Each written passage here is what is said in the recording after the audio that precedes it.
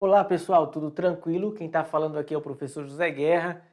E olha, estamos na nossa sétima aula, no nosso último bloco de 5 blocos, blocos de 30 minutos, mais ou menos isso. Te garanto que cada aula que eu colocar aqui nesse curso, vou te oferecer 2 horas e meia, pelo menos, de aula intensa e atualizada. E qual é o ponto que eu quero falar aqui com vocês? Quero tratar sobre representações eleitorais. E por que eu quero falar sobre isso nesse momento, nessa sétima aula? Mesmo sabendo que eu vou repetir esse assunto um pouco mais robustecido com jurisprudência, porque esse momento, essa aula, nossos 4 blocos anteriores, nós falamos sobre propaganda eleitoral. Mas, professor, por que o senhor quer falar sobre esse assunto, representação eleitoral? Eu quero falar porque você já vai começar, de fato, a tratar sobre propaganda eleitoral, que nós fomos até o artigo 40B da Lei das Eleições, Lei 9504/97. Só que quando eu chego no 41, eu trato sobre alguns pontos ainda de propaganda, e quando eu chego no artigo 41A, que foi, teoricamente, onde nós paramos no último bloco, eu preciso aqui parar um pouco, porque o rito que se encontra no artigo 41A diz respeito a outras situações específicas de condutas vedadas, por exemplo, que não propriamente em propaganda eleitoral. Vírgula. Mas é interessante que a gente deixe o 41A para um momento mais oportuno, mais ao final da análise da Lei das Eleições, da Lei 9507 de 9504 de 97, para quando eu tratar sobre o artigo 73 e seguintes, aí eu entro com o artigo 41A, para que você contextualize tudo o que diz respeito a condutas vedadas e as ações e a ação pertinente a condutas vedadas. Então, vamos aqui retornar ao nosso material e eu já entro onde? Eu já entro com condutas vedadas no artigo 96 da Lei das Eleições. E eu volto aqui para vocês. Você está se preparando para as eleições? Você está se preparando para o concurso, os concursos da Justiça Eleitoral, todos eles. Pelo menos 16 TREs irão promover concursos ao longo dos próximos 1 ano e meio. Pós-eleição, a carga vai ser mais robusta de cursos da Justiça Eleitoral. E, quiçá, talvez com a resolução do TSE, futuramente esse concurso seja de fato unificado, mas para o momento descarte essa ideia. Não faça isso com você. Estude como se você estivesse estudando para um TRE específico. Escolha aquele que você quer estudar e já coloque de antemão o regimento interno daquele TRE junto com o seu material de estudo. Ok? Então, ó, vem aqui comigo no nosso material. Artigo 96, salvo disposições específicas, em contrário desta lei, lei das eleições, as reclamações ou representações relativas ao seu descumprimento pode ser feita por qualquer partido, coligação ou candidato. Eu aqui tenho algumas informações a te prestar e você que já está com o material vai tomar nota dele. Primeiro, reclamações ou representações. Vem aqui comigo. Reclamação é feita perante a ouvidoria dos tribunais, seja superior, seja regionais. Porque reclamações é contra o servidor da Justiça Eleitoral, contra o juiz eleitoral. Ministério Público, esqueça. Você vai entrar com uma reclamação perante a ouvidoria ou perante a Corregedoria Regional Eleitoral. Ponto. Então você aí já deve ter certeza de uma coisa: reclamação para erros cometidos dentro do cartório eleitoral, pelos serventuários da Justiça Eleitoral, quaisquer deles. E aí você vai ter que saber onde você vai propor uma reclamação. Se for contra um servidor de uma zona eleitoral, esqueça o juiz. Não será ele que analisará, porque ele é parte suspeita em investigar o próprio servidor ao qual o assessora. Então vai ter que ser na Corregedoria Regional Eleitoral. Contra o magistrado ou a magistrada, também na Corregedoria Regional Eleitoral. Recomendo a quem for fazer isso, pela prática, pelo que nós da Justiça Eleitoral já vislumbramos e já visualizamos, e vá pelo meio da ouvidoria, porque a ouvidoria é ligada diretamente a um desembargador ou a uma desembargadora eleitoral. Ponto. Então a hierarquia aí já está num patamar diferenciado. Independente se esse ouvidor ou ouvidora venha a ser, por exemplo, um advogado, ou seja, um jurista da classe dos advogados que esteja compondo uma das vagas para o pleno do TRE. E é interessante saber, eu louvo muito isso, a ouvidora da Justiça Eleitoral. Até pouco tempo atrás, foi servidora da Justiça Eleitoral de Pernambuco. Ela hoje é juíza no Rio Grande do Norte e é ouvidora no TSE. Ex-servidora da Justiça Eleitoral, analista judiciário, área judiciária, passou no concurso para a magistratura do Estado do Rio Grande do Norte e conseguiu alçar a ouvidoria do TSE. Perceba, reclamação, serventuários da Justiça Eleitoral. Representação, voltemos aqui, representação, essa sim. Essa é contra a estrutura que está no meio do turbilhão chamado eleições, período eleitoral, pré-campanha, qualquer desses momentos que nós estamos habituados a ver fora do balcão, ou seja, do lado de fora do tribunal.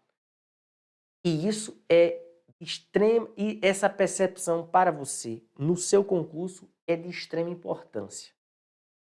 Na prática, eu já vi advogados entrarem com reclamações contra propaganda eleitoral irregular. E eu, como chefe de um cartório, eu tinha que alertar ao advogado. Doutor, doutora, reclamação é contra servidor. O senhor quer fazer uma reclamação ou uma representação eleitoral? Aí vai, não, é uma representação porque é contra a propaganda eleitoral. Beleza, por gentileza, nem protocolo essa petição. Só mude a primeira folha e traga para cá que a gente pode receber. Eu receberia como a Justiça Eleitoral é orientada, os servidores são orientados a receber qualquer peça processual, qualquer peticionamento em qualquer meio.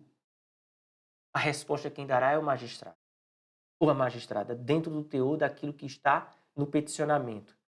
E aí nasce a situação em que, pelo princípio da fungibilidade, um erro desse, que na norma não é explicitado, já te garanto uma coisa, o juiz ou a juíza eleitoral receberá aquela petição como uma representação eleitoral.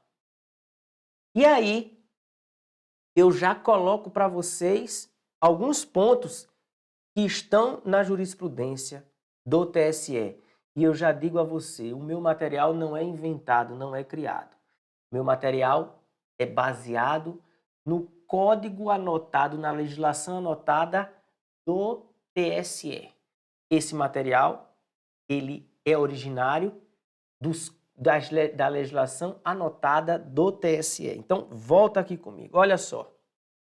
A legitimidade ativa, que é outro ponto que eu vou falar aqui com vocês, do candidato pressupõe a sua candidatura, ela vem a pertencer à mesma circunscrição da dos candidatos representados. E aqui eu já começo com você a dizer o seguinte: eu tenho a legitimidade ativa de alguns institutos, algumas pessoas.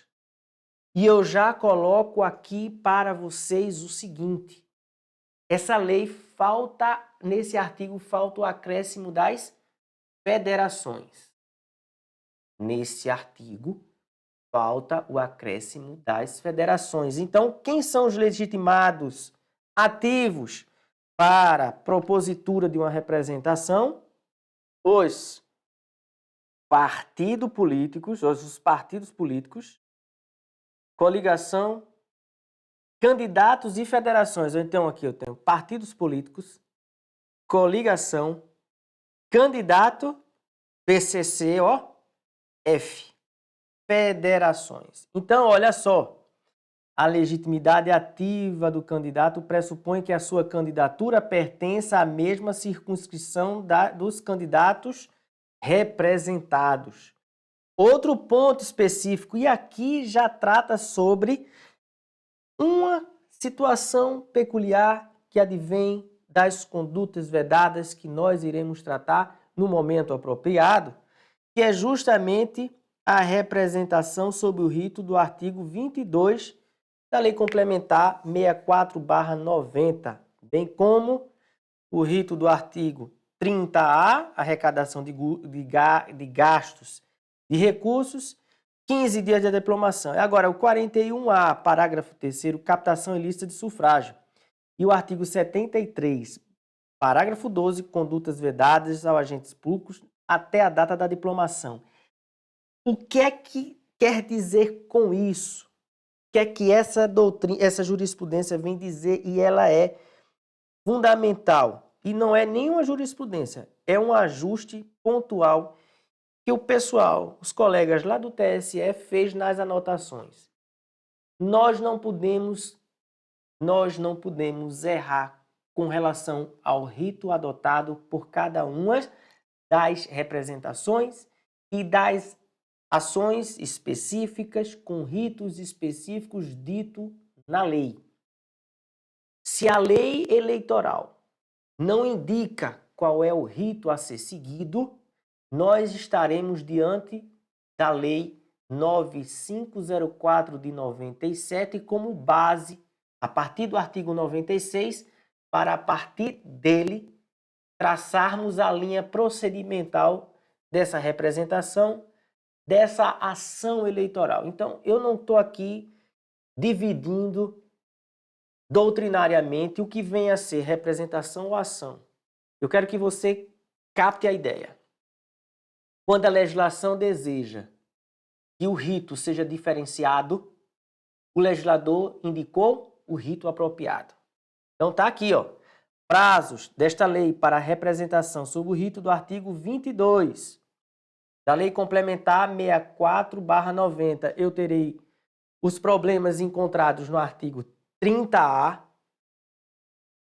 Nós teremos também os recursos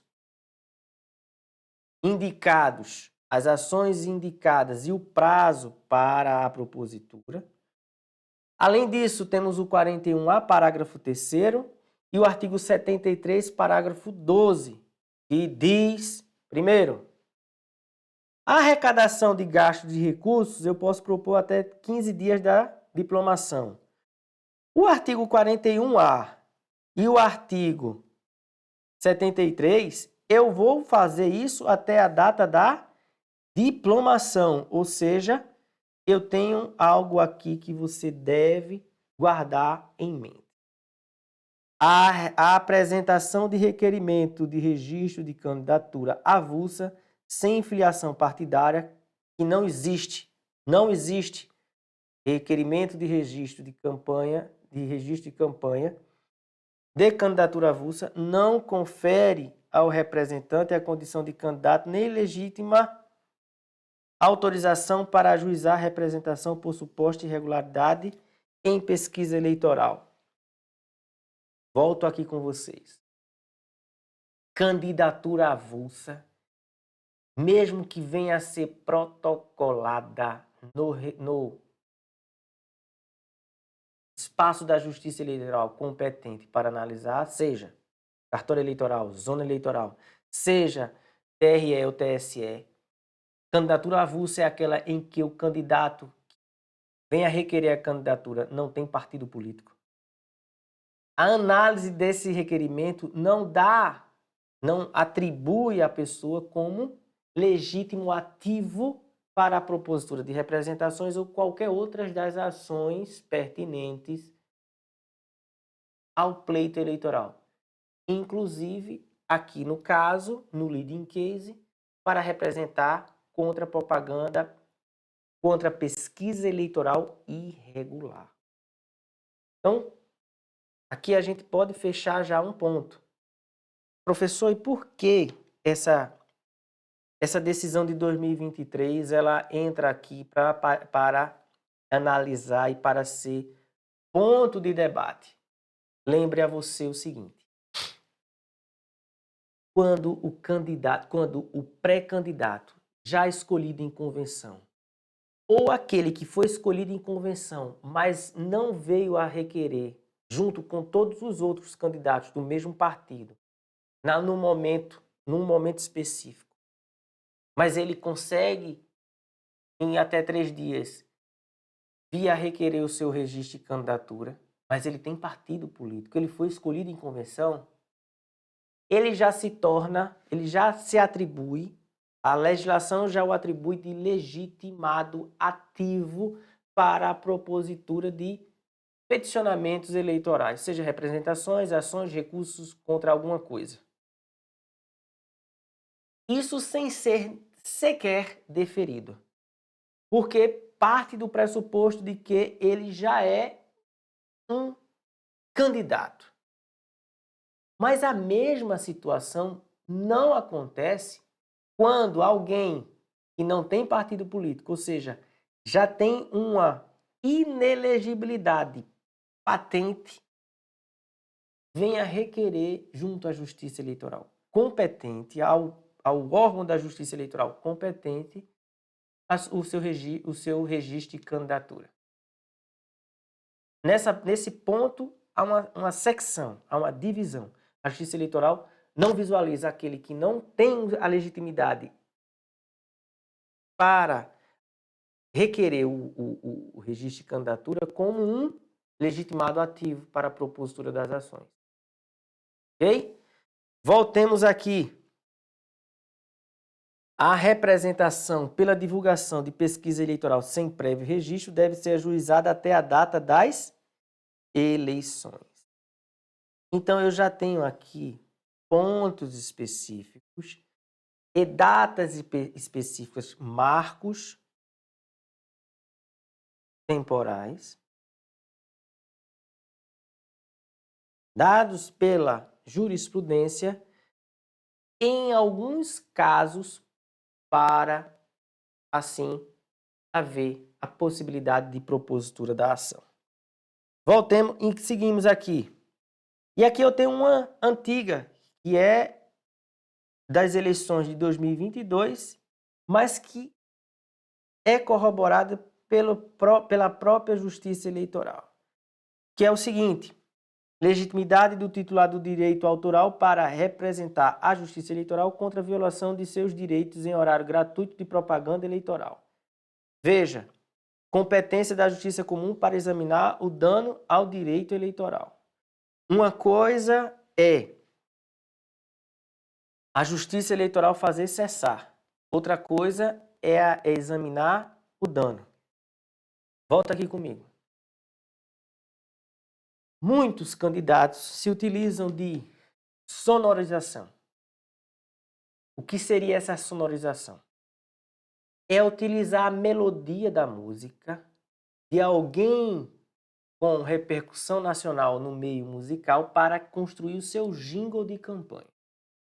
E aí é violado preeminentemente o direito autoral daquele compositor, da melodia e da letra da música, em que existe uma paródia musical para remeter àquele som, àquela melodia colocada no jingle da campanha, a música original, a melodia e a letra da música original. E a fixação na mente daquela música, daquele jingle, na cabeça do eleitor, da eleitora. Graças a Deus isso diminuiu, porque o jingle não pode mais ser veiculado em carros de som de maneira isolada, como nós vimos. O carro de som, a carreata e a passeata têm um quantitativo específico de carros e de estrutura para seguirem pelas ruas, para assim ser considerado uma carreata, passeata, bicicleteata e assim você vai vendo. Ok? Então nós vamos ver aqui que a Justiça Eleitoral ele faz cessar a violação pelo uso indevido daquela melodia e daquela paródia musical em jingle de campanha. Entretanto, ela não é a justiça competente para analisar o dano ao direito autoral. Por quê? Porque a justiça especializada, a Justiça Eleitoral, só analisa casos que envolvam eleições propriamente. Ok? Ou seja, nós temos uma delimitação de competência sobre um assunto específico da Justiça Eleitoral para ser analisado pela Justiça Eleitoral.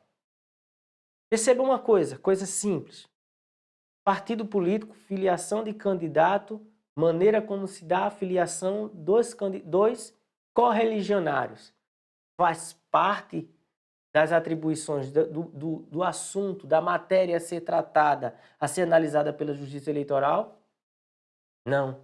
Sabe por quê? Porque a maneira como é indicada a filiação do partido e do correligionário está ali no estatuto do partido político.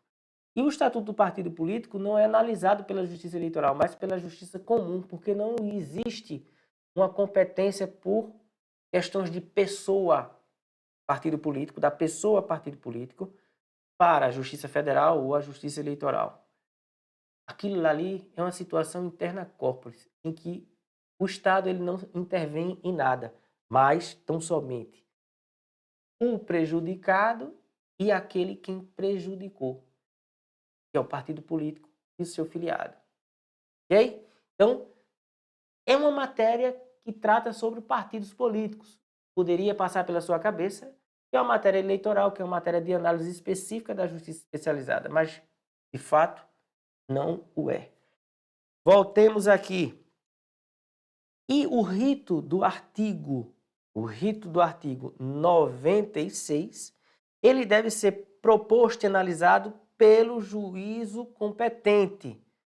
No caso das eleições municipais, os juízes eleitorais.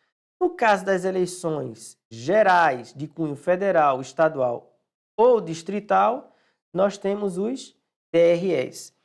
E no caso da eleição presidencial, nós temos o TSE. Não há como aplicar o princípio da fungibilidade nessas situações.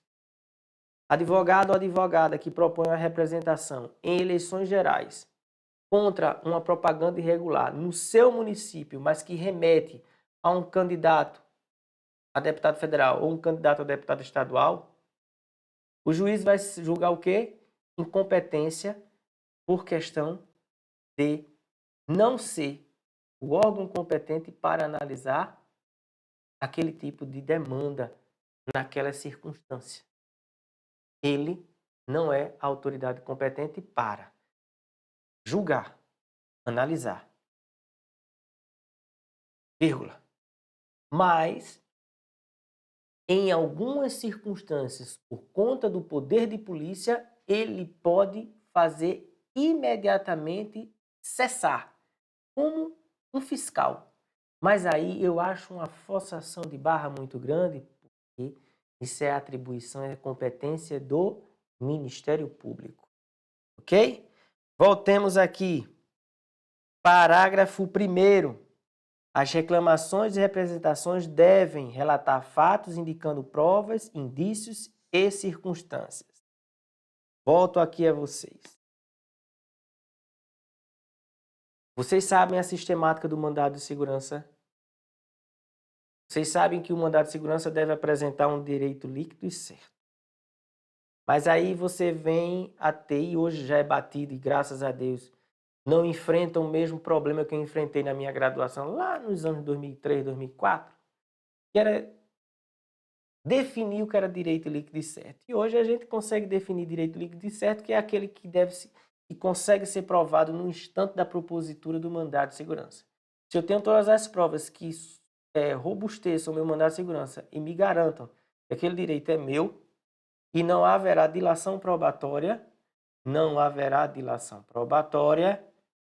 eu tenho aí a instrumentalização de um mandado de segurança.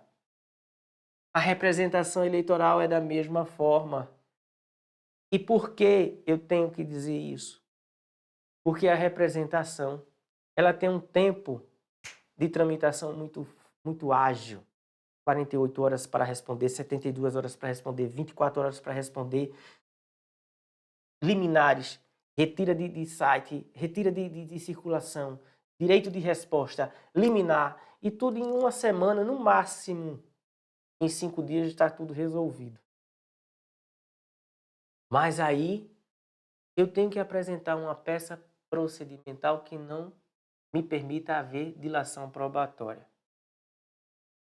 Se, por acaso, houver a necessidade de dilação probatória com testemunhas, arrolar testemunhas, fazer perícia, requerer respostas da Polícia Federal, da Polícia Civil, de populares, isso não será uma representação, isso será uma ação de investigação judicial eleitoral. E aí eu posso converter, pelo princípio da fungibilidade, já é aceito pela jurisprudência, em converter uma representação por uma ação de investigação judicial eleitoral. Beleza? Voltemos. Parágrafo 2º. Nas eleições municipais, quando a circunscrição abranger mais de uma zona, o TRE designará o juiz para apreciar as reclamações ou representações. Aí eu volto comigo aqui. Vou aqui contextualizar. A cidade de Recife, ela possui, creio que são 9 zonas eleitorais. 8 a 9 zonas eleitorais. Então, são mais de 3. São mais de 3. Nas eleições municipais, o Tribunal Regional Eleitoral designa 3 juízes diferentes para 3 situações diferentes. O juiz do registro de candidatura, o juiz de propaganda eleitoral e o juiz de análise de contas de eleições, contas eleitorais. Então, nós temos aqui 3 magistrados com 3 funções diversas. Mas aí, existem os juízes auxiliares, que normalmente são, além do titular, que vai ficar à frente da propaganda, da prestação de contas, do registro de candidatura, são colocados em médias de 3 a 5 juízes, de 3 a 4 juízes para compor 5, para aí auxiliar o magistrado titular da propaganda eleitoral, da análise de contas eleitorais, do registro de candidatura. Então, não é ele sozinho que vai analisar isso. Ele terá uma plede de outros colegas magistrados e magistradas que irão o ajudar na feitura e nas decisões e nas representações que assim surgirem ao longo da eleição, inclusive as ações. Ok? Voltemos. Os tribunais designarão 3 juízes auxiliares para apreciar as reclamações ou as representações que lhe forem dirigidas. Professor, o senhor acabou de dizer que, muito embora a legislação aqui está apontando 3 juízes auxiliares para ficar 4 de apoio, recebendo as reclamações, as representações, o senhor disse que pode chegar até ter mais um. Existe a possibilidade de o regimento interno dos tribunais, é por isso que eu digo a você que dê uma lida no regimento interno dos tribunais para aumentar a quantidade de juízes auxiliares. Porque imagine uma cidade como São Paulo, como Rio de Janeiro. São cidades, estados, são gigantescas. Apenas 4 juízes irão dar conta. Então já há entendimento jurisprudencial dizendo que o mínimo são 3 juízes auxiliares. Mas o regimento interno pode trazer mais uma quantidade de juízes auxiliares para serem nomeados pelo tribunal e assim todos em conjunto atuarem naquela eleição. Ok? Voltemos aqui. Por isso que eu digo, só quem pode ensinar isso a vocês é quem trabalha na prática, é quem conhece tudo. Os recursos contra as decisões dos juízes auxiliares serão julgados no pleno do tribunal, mas claro, a não ser que os juízes auxiliares sejam desembargadores, estejam no mesmo patamar dos desembargadores do pleno. Como assim, professor? Não só existem juízes auxiliares nas eleições municipais. Existe a comissão de desembargadores, de auxílios aos desembargadores. Aqui em Pernambuco é chamada de CEDAUX, Comissão Auxiliar dos Desembargadores, em que o tribunal pede uma lista de juízes ao TJ, ao Tribunal de Justiça de Pernambuco, e esses juízes serão ali alçados a desembargadores auxiliares. E não só o suplente, mas os magistrados serão alçados a desembargadores eleitorais. Mas eu só posso dizer uma coisa a vocês. Não são advogados da classe dos juristas que sobem para serem os desembargadores auxiliares. Não. São magistrados e magistrados de carreira que são alçados a desembargadores auxiliares e eles irão ali compor a classe dos desembargadores para um período de 2 meses, 3 meses de eleição. E mais, na hora que eles forem votar, um dos desembargadores que está sentado, que não seja o titular da cadeira, do assento em que ele ocupa no tribunal, ele se levantará e o outro desembargador, esse auxiliar, sentará ali, trará os seus processos que estão pautados para a votação, para análise no pleno, porque não existe na Justiça Eleitoral turma, Câmara, nada disso. É o pleno e só ele. Ele vai sentar ali e ele vai discutir com os pares, vai decide todos os processos daquela sua pauta, ele se levanta, entra outro juiz auxiliar, faz ali aquela votação e assim vai até haver uma pausa para almoço, para alguma coisa e depois eles votam e assim vai.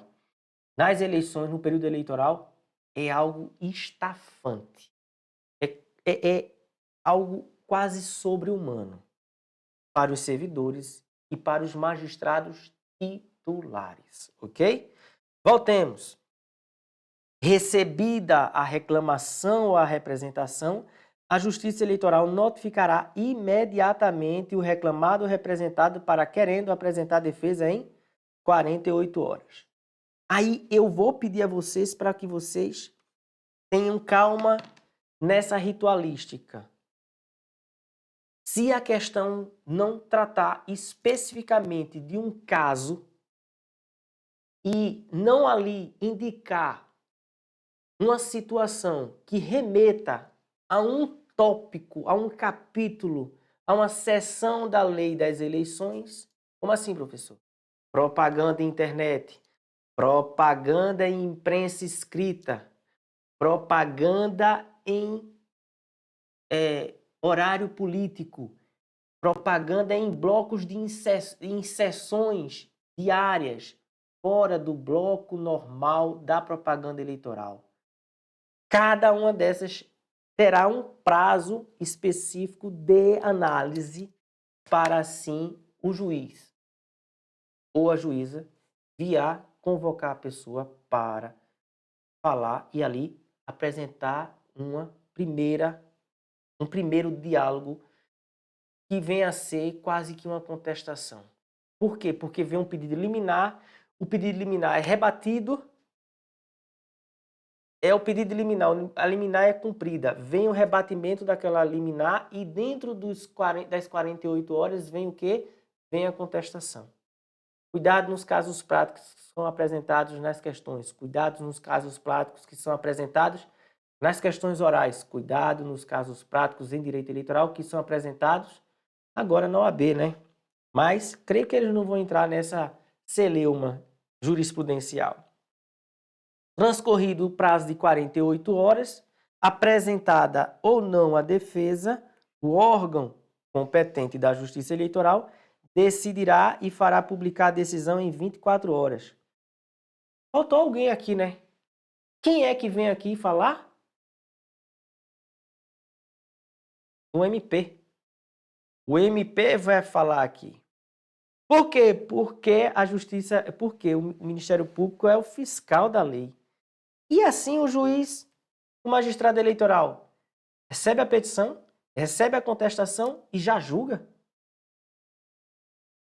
Não é bem assim. O Ministério Público também tem que apresentar uma cota ministerial. A não ser que seja o próprio Ministério Público que venha propor a representação. Se ele venha propor a representação, não há por que ele apresentar uma cota ministerial. Virá uma contestação e o juiz, assim, analisa, sentencia e publica imediatamente. Ok? Sigamos. Quando cabível recurso contra a decisão, este deverá ser apresentado no prazo de 24 horas. Recurso contra a decisão, 24 horas. Professor, como é o nome desse recurso? Recurso eleitoral. Não é um recurso inominado. É um recurso eleitoral. Que ele se veste dentro da processualística civil como uma apelação. O advogado ou advogada que vai ali recorrer daquela decisão judicial contra uma representação terá que apresentar em até 24 horas e, lembrando que é nos moldes de uma apelação. Não esquece, muitos na prática esquecem que isso daqui é da publicação da decisão em cartório ou sessão. Cuidado, porque pode haver uma publicação, uma entrega da decisão em mãos das pessoas, dos advogados, dos candidatos. E a partir do momento que é entregue e que ele assina um termo de recebimento, recebi hoje, aí o servidor da Justiça Eleitoral, que horas o senhor está recebendo? Anote a hora aí. 1h da tarde, 13 horas. Daqui a 24 horas, se o senhor não apresentar o seu recurso, intempestividade.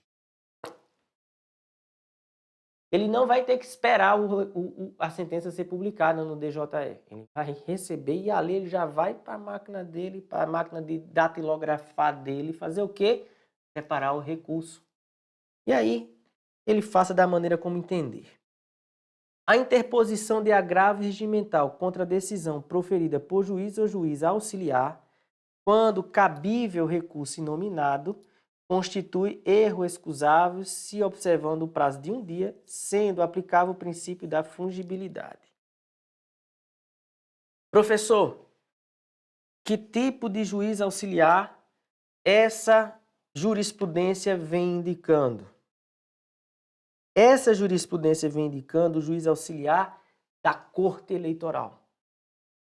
E por que ele não utilizou aí desembargador, desembargador auxiliar? Porque há cortes, como por exemplo, Minas Gerais, que os desembargadores são chamados de juízes eleitorais da Corte Eleitoral.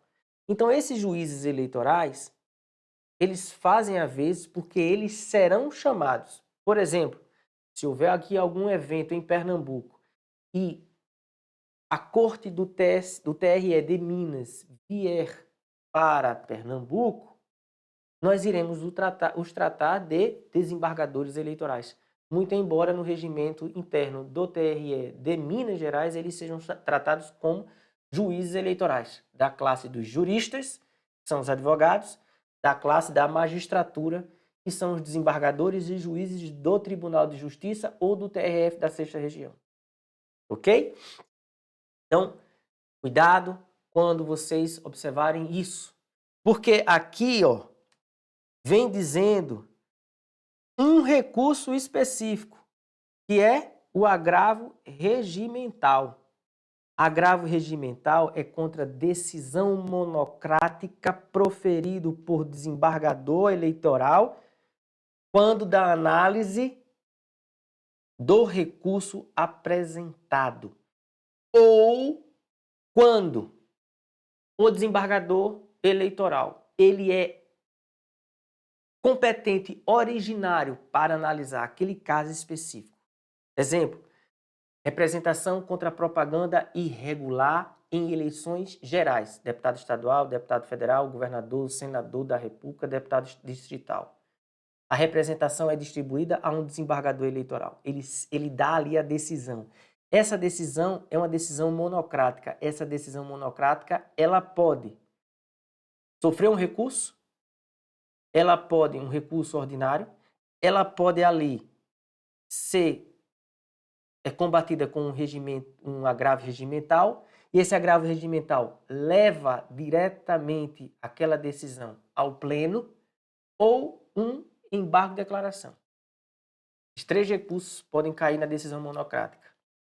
Essa decisão monocrática, ela ou sobe para o TSE ou ela vai para o pleno, pelo agravo regimental. No agravo regimental, há ali a decisão colegiada.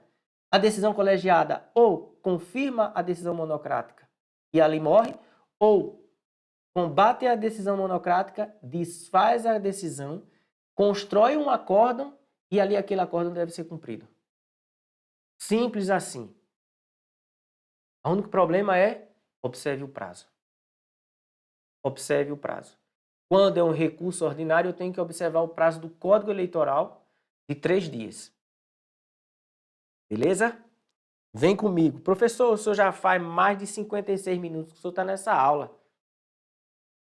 Eu vou terminar essa aula, que eu não quero deixar aqui nada, eu não quero deixar aqui nada pela metade. Meu raciocínio é uma flecha. Vamos embora. Parágrafo 9º.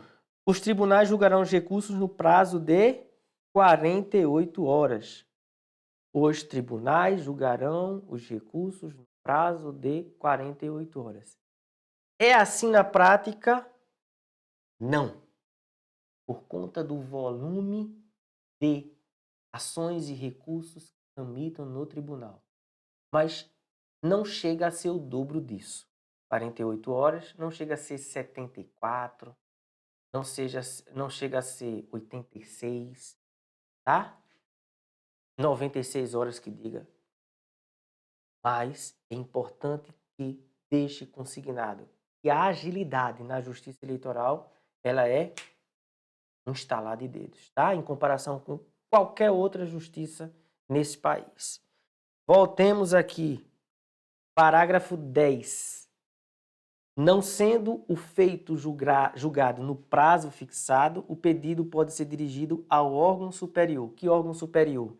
Se eu tenho o TRE, que é o recurso, eu faço um pedido de análise do recurso da ação ao TSE. É comum isso? Eu posso dizer uma coisa a vocês. Estou há 15 anos na Justiça Eleitoral e nunca me deparei com uma situação dessa. Estou há 15 anos na Justiça Eleitoral e nunca me deparei com uma situação dessas. Mas a lei permite. E você que vai fazer o concurso para analista judiciário, para técnico judiciário, deve saber disso. Ok? Voltemos.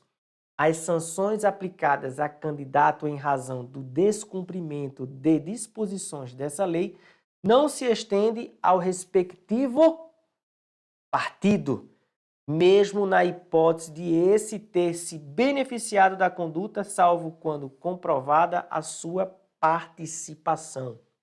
Volta aqui, para finalizar esse ponto dessa aula. O partido político, ele se beneficia em questões de propagandas irregulares de maneira indireta. Porque o partido ele tem a gana, a perspectiva de que seu candidato venha a vencer. E ali ele se fortalece com o fundo partidário, com o fundo de financiamento de campanhas eleitorais, o FEFEC. E isso venha de fato ser um fortalecimento da própria agremiação partidária. Ponto. Mas isso não quer dizer há uma distância muito grande entre a ação da militância daquele candidato em específico e o partido político. O partido político não vai se beneficiar com o quê? Os erros e os acertos diretamente daquele candidato. E digo mais, o partido às vezes pode até se prejudicar. Por quê? Uma multa imposta a um candidato, esse valor pago, 5, 10, 15, 106 mil reais ou o dobro, seja qual for, esse valor dessa multa, ela vai entrar no teto de gastos do candidato. Então, se o candidato tinha 100 mil para gastar, e se for aplicada uma multa a ele de 5 mil reais, ele agora só tem 95 mil reais para gastar. E assim sucessivamente. Agora, chegou o final da campanha, houve a imposição da multa, o candidato não tem mais recursos a pagar. O partido político, se assim o quiser, assume a assunção daquela dívida pelo partido político. E aí o partido político vai ter que quitar aquela multa eleitoral. Mas ele tem que dizer por escrito que o partido tal assume as multas impostas ao candidato tal, nas circunstâncias e nos processos tais. Nomeou, aí o partido vem e paga. Houve um benefício do partido, a não ser que o candidato tenha ganho, houve um benefício do partido político. Entenderam aqui a brincadeira? Então, pessoas, o que é que eu sugiro a você? Eu tenho uma tabela aqui pronta sobre a representação eleitoral dentro do esquema, do procedimento elencado no artigo 96. Mas, como essa aula vai entrar nas mídias sociais, eu quero que você que assistiu até aqui prepare a sua própria tabela, o seu próprio esquema e assim tente compreender como é orquestrada o procedimento, como é orquestrado o procedimento das representações eleitorais, de acordo com o artigo 96 da Lei das Eleições. Não sai daqui e agora nós vamos para a nossa 8ª aula. Forte abraço e vem junto. Se você quiser mais sobre essas aulas, vem aqui no SES e começa do zero esse curso. Forte abraço, até mais!